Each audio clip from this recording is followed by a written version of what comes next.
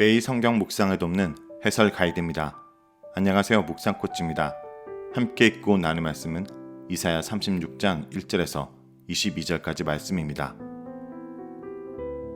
주전 701년 아수르 왕 사네림은 자신을 배반하고 조공을 거절한 유다를 징벌하기 위해 대군을 이끌고 원정을 옵니다. 예루살렘을 공격하기에 앞서 사네림은 히스기야에게 랍세게를 보내어 항복을 강요합니다. 38장 9절에서 20절을 제외하고 열왕기하 18장 3절에서 20장 19절에 거의 문자적으로 병행하는 36장에서 39장은 히스기야 왕에 관한 세 가지 이야기를 보고합니다. 36장에서 37장은 아수르 왕에 의한 예루살렘의 포위 공격 이야기를, 38장은 히스기야 왕의 발병과 치료 이야기를, 39장은 바벨론 왕이 파견한 사절로 인한 발생한 사건을 전합니다. 서로 연결된 세 이야기의 주인공은 히스기야 왕으로 그는 의로운 왕의 전형적인 인물로 기술되고 있습니다. 36장에서 37장은 예루살렘이 아수르 군대에 의해 포위당하는 위기를 히스기야가 어떻게 극복했는지 보여줍니다. 랍사게의 첫 번째 연설이 히스기야를 상대로 한 것이라면 그의 둘째 연설은 예루살렘의 하나님 여호와를 직접 공격합니다. 랍사게의 연설이 무대 밖에서 지켜보시던 여호와를 무대 안으로 끌어들입니다. 사네림과 히스기야의 싸움이 사네림과 여호와의 싸움으로 바뀝니다. 예루살렘의 운명을 놓고 여호와와 사네림이 대결하게 됩니다. 자, 그러면 1절에서 3절에 읽겠습니다. 히스기야 왕 14년에 아수르 왕 사네림이 올라와서 유다의 모든 견고한 성읍을 쳐서 치하니라. 아수르 왕이 라기스에서부터 랍사게를 예루살렘으로 보내되 대군을 거느리고 히스기야 왕에게로 가게 하매 그가 윗모 수도 곁 세탁자의 밭 큰 길에 섬에 hil기의 아들 왕국 맡은 자 엘리야김과 서기관 셈나와 아삽의 아들 사간 요아가 그에게 나아가니라. 주전 701년 아수르의 반기를 든 유다를 징벌하기 위해 원정을 떠난 아수르 왕 사네림은 예루살렘을 제외한 대부분의 성읍을 점령합니다. 라기스에 머물던 사네림은 히스기야에게 랍사게를 보내 항복을 종용합니다. 히스기야는 최고 관료와에 속하는 엘리야김과 셋나와 요아를 유다의 협상단으로 파견하고 랍사게는 윗몬 수드 곁 세탁자의 밭 큰 길에서 이들을 만납니다. 자, 그러면 4절에서 10절 읽겠습니다. 랍사게가 그들에게 이르되 이제 히스기야에게 말하라. 대왕 아수르 왕이 이같이 말씀하시기를 내가 믿는 바 그 믿는 것이 무엇이냐. 내가 말하노니 내가 좋게 싸울 계략과 용맹이 있노라 함은 입술에 붉은 말뿐이니라. 내가 이제 누구를 믿고 나를 반역하느냐. 보라, 내가 애굽을 믿는도다. 그것은 상한 갈대 지팡이와 같은 것이라. 사람이 그것을 의지하면 손이 찔리리니 애굽 왕 바로는 그를 믿는 모든 자에게 이와 같으니라. 혹시 내가 내게 이르기를 우리는 우리 하나님 여호와를 신뢰하노라 하리라마는 그는 그의 산당과 제단을 히스기야가 제하여 버리고 유다와 예루살렘에 명령하기를 너희는 이 제단 앞에서만 예배하라 하던 그 신이 아니냐 하셨느니라. 그러므로 이제 청하노니 내 주 아수르 왕과 내기하라. 내가 내게 말 2,000피를 주어도 너는 그 탈자를 능히 내지 못하리라. 그런즉 내가 어찌 내 주의 종 가운데 극히 작은 총독 한 사람인들 물리칠 수 있으랴. 어찌 애굽을 믿고 병거와 기병을 얻으려 하느냐. 내가 이제 올라와서 이 땅을 멸하는 것이 여호와의 뜻이 없음이겠느냐. 여호와께서 내게 이르시기를 올라가 그 땅을 쳐서 멸하라 하셨느니라 하니라. 랍사게의 첫째 연설은 아수르가 예루살렘과 유다 내부 사정에 정통했음을 시사해 줍니다. 특히 이사야 선포와의 유사성은 주목할 만합니다. 애굽에 의존하는 히스기야 왕에 대한 조롱은 이사야의 고발과 내용상 거의 일치하고 유다의 뜻에 따라 올라왔다는 주장도 아수르를 예루살렘의 심판 도구로 선포하는 이사야의 메시지와 별반 다르지 않습니다. 랍사게는 애굽에서 도움을 찾는 히스기야의 어리석음 조롱합니다. 애굽은 몸을 의지하는 자의 손을 찌르는 부러진 갈대 지팡이에 불과합니다. 애굽은 도와줄 능력이 없기에 그에게 의존하는 자는 멸망을 피할 수 없습니다. 애굽에 관한 랍사게의 주장은 이사야의 선포와 일치합니다. 예루살렘의 대외 정책을 조롱한 랍사게는 방향을 히스기야의 종교 정책으로 돌립니다. 랍사게는 히스기야가 추진한 예루살렘 성전 중심적 종교 정책을 하나님의 의지에 반하는 정책으로 고발합니다. 지방의 산당과 제단을 폐지시킨 히스기야의 종교 정책은 분명 지방 제사장의 격렬한 반대에 직면했을 것입니다. 랍사게는 히스기야의 종교개혁에 반감을 갖고 있던 세력들을 부추겨 당파적 국론 분열을 해책합니다. 랍사게는 아수르의 예루살렘의 원정이 여호와의 의지에 따른 것이라고 주장하면서 침략을 신학적으로 정당합니다. 그의 선동적인 논리에 따르면 여호와의 의지를 무시한 히스기야를 징계하기 위한 원정이기에 예루살렘 주민들은 히스기야의 말을 들어서는 안 된다고 주장합니다. 예루살렘의 저항을 약화시키려는 심리전 가운데 나온 것이기도 하지만 예루살렘의 위기가 여호와의 의지와 무관할 수 없기에 그분께서 아수르의 공격을 허락했다라는 랍사게의 주장은 적어도 일부 사람들에게는 허황된 소리로 들리지 않았을 것입니다. 다음은 11절에서 22절이 있겠습니다.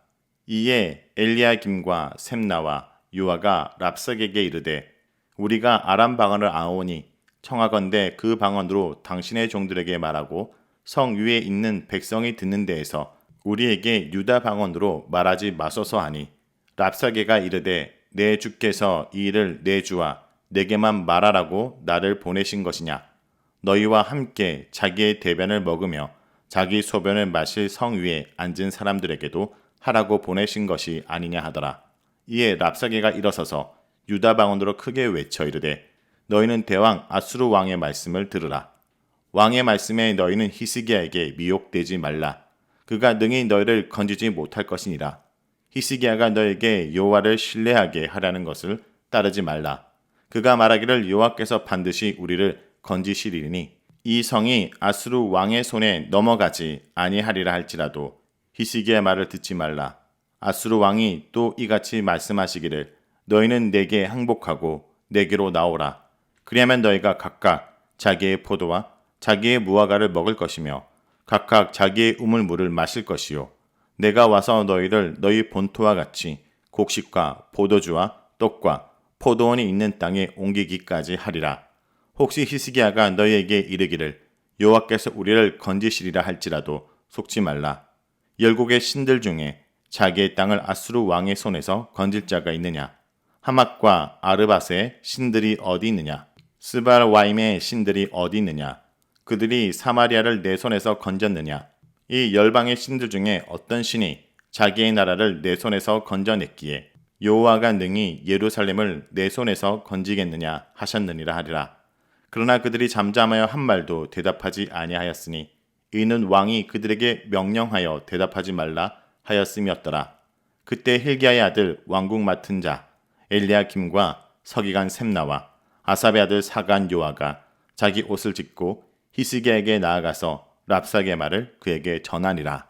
11절과 12절에 랍사게에서 아람 방언으로 말해달라는 유다 협상단의 요청은 랍사게의 도발적인 연설에 일부 예루살렘 주민들이 동요할 수 있음을 염려한 것입니다. 재앙을 신의 징벌로 이해하는 통속적 경건에 따르면 예루살렘의 위기는 여호와의 징벌이 될 수 있기 때문입니다. 랍사게는 아주 효과적으로 이런 심리를 이용합니다. 랍사게가 직접 예루살렘 주민들에게 사네림의 메시지를 선포합니다. 랍사게는 히스기야에게 속지 말도록 경고하고 있습니다. 랍사게는 히스기야에게는 아수르 군대에 맞서 버틸 군대도 능력도 없다고 말합니다. 예루살렘을 구해내리라는 히스기야의 약속은 입에 붙은 말에 지나지 않는다고 말합니다. 그가 여호와를 의지하지만 허황된 기대뿐이라고 말합니다. 생명을 구하려면 그의 헛된 선전에 속지 말아야 한다고 말합니다. 여호와께서 반드시 구해 주시리라는 히스기야 말에 믿지 말라는 랍사게의 주장은 7절과 10절에 비춰보면 예루살렘의 점령이 여호와의 결정이기에 히스기야의 기대는 결코 이루어질 수 없다는 말로 이해될 수 있지만 뒤따르는 16절에서 20절은 여호와의 능력을 무시하는 태도에서 나온 것임을 보여줍니다. 사네림과 히스기야의 대결이 서서히 사네림과 여호와의 대결로 바뀌어갑니다. 아수르 왕은 자신이 축복의 근원임을 주장하며 풍요롭고도 안전한 삶을 보장해 주겠다고 약속합니다. 또 여호와께서 이스라엘을 적과 꿀이 흐르는 가나안 땅으로 인도해 올리셨던 것처럼 사네림은 이들을 풍요로움이 약속된 새로운 땅으로 이끌겠다고 약속합니다. 사네림은 자신이 여호와의 역할을 대신하겠다고 주장합니다.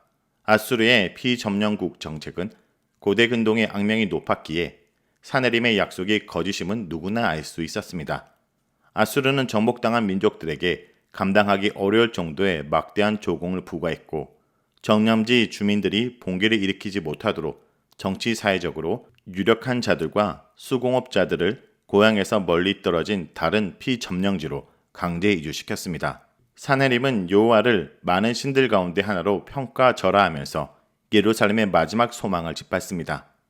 열방 신들 가운데 누가 제 나라를 아수르 왕의 손에서 구해낸 적이 있느냐? 하맛과 아르박과 스왈와임과 사마리아 신들이 아수르의 공격 앞에서 제 나라를 구해낼 수 있었는가? 사네림은 예루살렘 주민들에게 최근 역사를 보고 오판하지 말도록 위협하고 있습니다. 특히 여호와를 섬기던 사마리아의 멸망은 예루살렘 주민들을 위협하는데 매우 효과적이었습니다. 사네림의 상대가 히스기야에서 여호와로 완전히 바뀌었습니다. 예루살렘과 다윗 왕들을 선택하신 여호와께서 무언가 반응을 보여야 합니다. 예루살렘이 점령당한다면 사네림이 주장하듯 여호와도 다른 우상들 가운데 하나가 되어버립니다. 여호와께서는 이제 사네림의 주장을 인정하고 다른 신들 가운데 하나로 남으시든지 또는 당신은 다른 신들과 다른 존재임을 입증하셔야 합니다. 히스기야의 명령을 이미 받은 유다 협상단은 랍사게의 도발적이고 참남한 연설에 응수하지 않습니다. 무조건 항복을 요구하는 절망적 현실에 협상단은 옷을 찢고 왕에게 나와 랍사게의 말을 전합니다.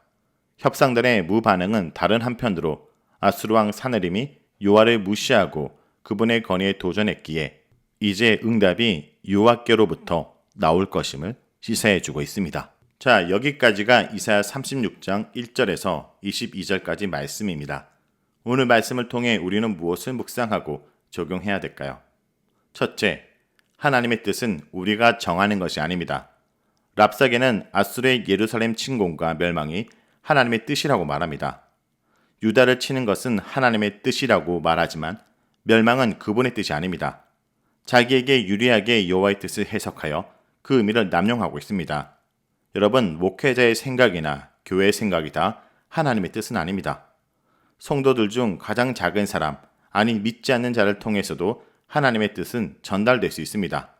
랍사게는 여호와를 신뢰하는 것도 헛되다고 주장하며 심지어 자신들의 침공이 여호와의 뜻이고 여호와의 명령이라고까지 주장합니다. 세상이 우리가 믿는 하나님을 조롱하는 지금 현실과 비슷하지 않습니까? 우리가 하나님을 경외하지 않으니 세상이 경외할 리가 없습니다. 우리가 조롱을 받을 때 하나님도 조롱을 받으신다는 것을 기억하고 결코 세상 앞에 부끄러울 만한 삶을 살지 말아야 합니다. 둘째, 복의 근원은 하나님이십니다. 사네림은 자신을 복의 근원이라고 주장합니다. 자신에게 항복하면 배불리 먹고 우물물을 마실 수 있을 거라고 말합니다. 새로운 약속의 땅으로 이끌겠다고 말합니다. 하나님의 역할을 대신하겠다는 것입니다. 하지만 하나님 외에 복의 근원은 없습니다. 약속할 수도 없습니다. 그러니 섬심 쓰듯이 복을 남발해서도 안 됩니다. 기고만장한 사네림은 여호와를 모독하고 있는 것입니다. 정치 권력과 군사력에 취해서 자신이 인간인 것을 잊고 있는 것입니다. 다른 나라의 우상들과 여호와를 동일시하는 오류를 범하고 있습니다. 여러분, 지금도 정치계나 종교계나 할 거 없이 돈과 힘이 있으면 하나님 노릇을 자처하거나 하나님을 안중에도 두지 않는 일은 얼마든지 일어나고 있습니다. 여러분, 이 땅의 주인은 하나님이십니다. 역사의 주관자도 여호와 하나님이십니다. 그리고 복의 근원도 하나님이십니다. 그러므로 오늘도 나의 주장으로 하나님을 욕되게 하는 자들이 아니라 조용히 묵묵히 있는 자리에서 주의 영광을 위해 살아가는 주의 백성들이 되길 간절히 기도합니다.